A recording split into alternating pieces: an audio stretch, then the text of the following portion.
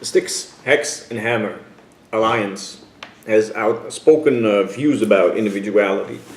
And I find myself resonating with those views without actually having an individuality, because I'm a crazy person that makes videos where every video I'm a different person. So that actually counts for being an individual in this day and age. Now, thankfully, I'm gender fixed. That's why I'm called fixed cross. But I was grown in an environment of gender ambiguous protocols. Not necessarily gender ambiguous people, some, but mostly not. But protocol was not favorable for gender explicitness. So I've had to sort of, that's really a primordial trauma that's taken away basically the whole basis of a human being. So I had to really recuperate from this terribly.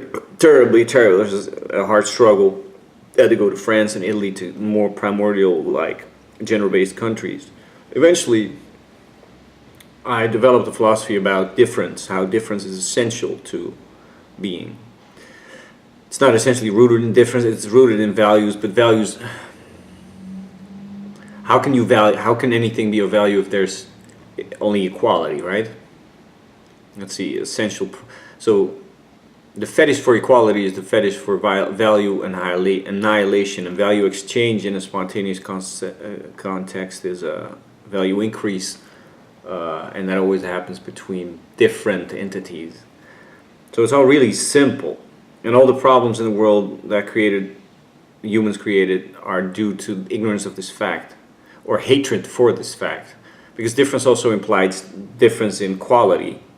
And people are just, who feel themselves to be of lesser quality, just able to get less out of life, organize against people of higher quality, I suppose, and that itself is again a difference, and you get idiotic concept like class struggle to explain this, but it's just, no. The moment Marx emerged, he just surfed the top of some wave and then fucking made it collapse, or by his idiotic German interpretation of something very spontaneous, which was that the workers' class was overtaking in England the industrial, property owner class in terms of their making demands, like having a weekend and having wages and essential basics of social security that they introduced. And then Marx came to England and he said, oh, that's all part of the class struggle and metaphysical necessity, and he destroyed hundreds of millions of lives then, and just caused this whole shit storm we're still in, and the 2 world wars. And it was all due to fucking the greatest movement that, of individualism was hijacked by this idiot. So I'm not fond of Marx. I come from a deeply religious communist family. Religiously communist. I have to admit. And that was part of that whole gender neutral, gender ambiguous system, where we're not just allowed, literally a girl wanting to wear a dress or a skirt, that was just, she wasn't a slut because that word could not be used, not even, no word with any gender-based connotation could be used ever. And that's pretty close to literal. And certainly no fucking woman ever wore a skirt where I'm from, let alone like nice shoes or something.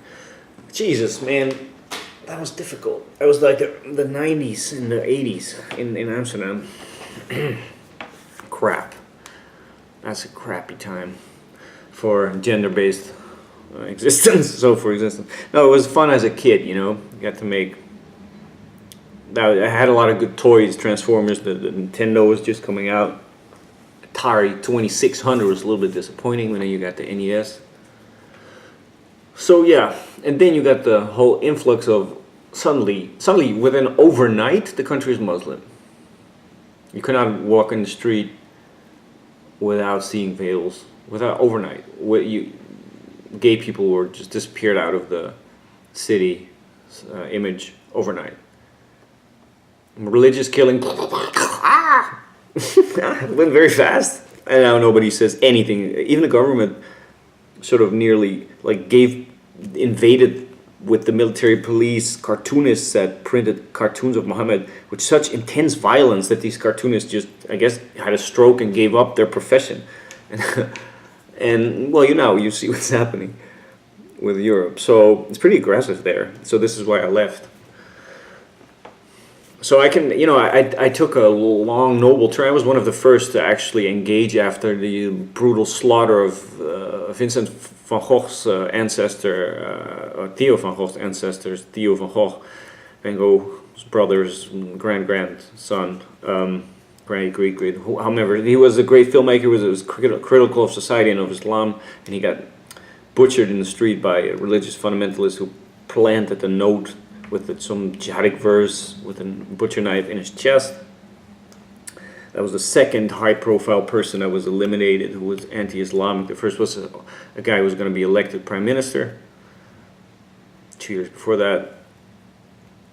So after the second murder, I made a project of a year, making a sort of infiltrating friendly. My goal was to get this. I knew Islamic people were fundamentally capable of producing sort of secular and law-abiding, normal, like free-thinking beings. I figured.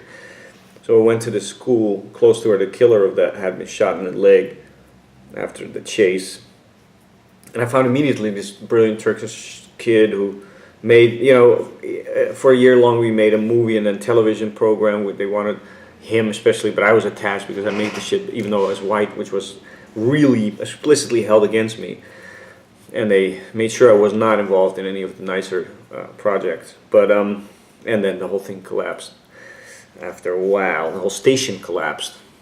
So but I made it after more or less 2 years of truly trying to show the right part of Islam, or the human part. And I did my part. I was the first to do that in my country after, all my ideas were taken and put to use, but bad use, because you need to be nuanced and actually interested in religion to do this. And I am very interested in religion. Just, it's power. It's a form of psychological power that's just emotional power. It's immensely great. So this is why I got along with these Muslims, because I appreciate their passion, and I still do. Fuck, man, I don't hold it against them.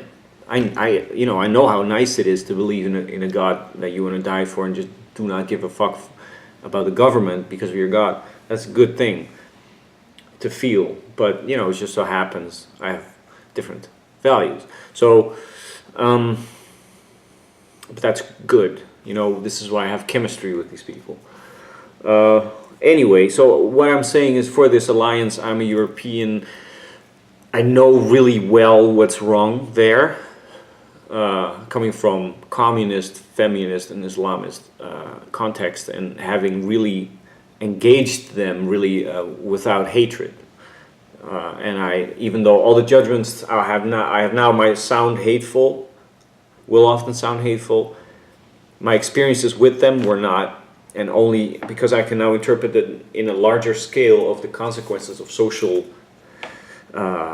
paradigm, can I be hateful?